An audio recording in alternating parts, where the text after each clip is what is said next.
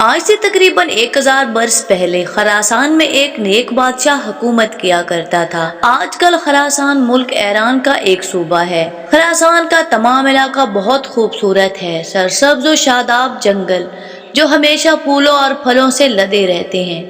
جنگلات کے درمیان کہیں کہیں ہرے بھرے گھاس کے میدان بھی ہیں۔ ایسا لگتا ہے کہ کسی نے بڑے سے باغ میں سبز رنگ کا غالیچہ بچھا دیا ہو۔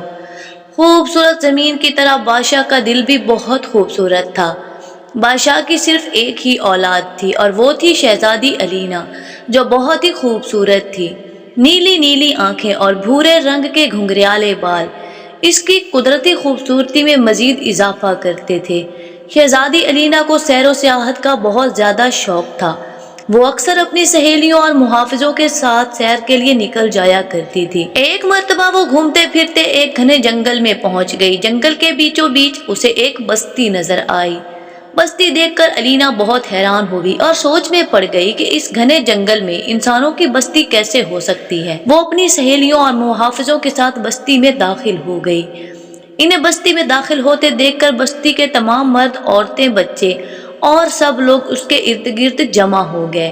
ان کے چہروں سے خوف نظر آ رہا تھا، جیسے وہ ان لوگوں کو دیکھ کر ڈر گئے ہوں اور وہ محافظوں کو سپاہی سمجھ رہے تھے۔ بستی کے تمام بچے ننگ دھڑنگ تھے۔ عورتوں اور مردوں کے بدن پر بھی برائے نام کپڑے موجود تھے۔ بستی کے تمام گھر گھاس پھوس سے بنے ہوئے تھے۔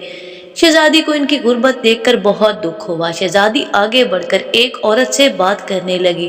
ڈرنے کی ضرورت نہیں ہے، میں ایک شہزادی ہوں، جنگل میں سیر کرنے کے لیے نکلی ہوں۔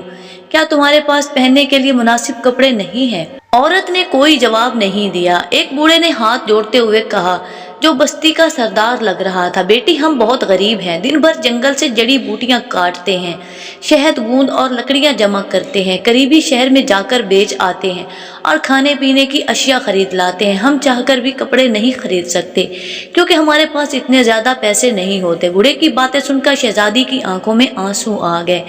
اس نے 2 محافظوں کو حکم دیا کہ جلدی سے محل جاؤ اور شاہی خزانے سے بستی کے تمام لوگوں کے لیے کپڑے لے کر آؤ۔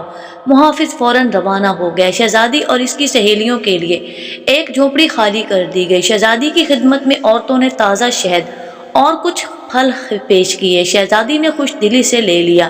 دوسرے دن بادشاہ نے وزیر کے ہاتھوں کپڑوں کے بہت تھان اور دیگر بہت سی چیزیں بھی روانہ کی۔ شہزادی نے اپنے ہاتھوں سے بستی کے لوگوں میں کپڑے تقسیم کیے۔ شہزادی نے جو بھی وعدہ کیا کہ وہ ہر سال بستی کے لوگوں کو کپڑے دلا کر دیں گی، بہت سے لوگ اس بات سے خوش ہوئے اور شہزادی کو ڈھیروں دعائیں بھی دیں۔ تب سے لے کر آج تک شہزادی جب تک زندہ رہی بستی کے لوگوں کو کپڑے لا کر دیتی رہی۔ اس کے موت کے بعد بھی یہ سلسلہ جاری رہا اور آج تک اس بستی کے لوگوں کو وہاں پر سے حکومت مفت کپڑے تقسیم کرتی ہے۔ پیڑھی در پیڑھی شہزادی کی رحم دلی کی کہانی آگے بڑھتی رہی۔ بستی کے لوگ آج بھی شہزادی کو دعائیں دیتے ہیں۔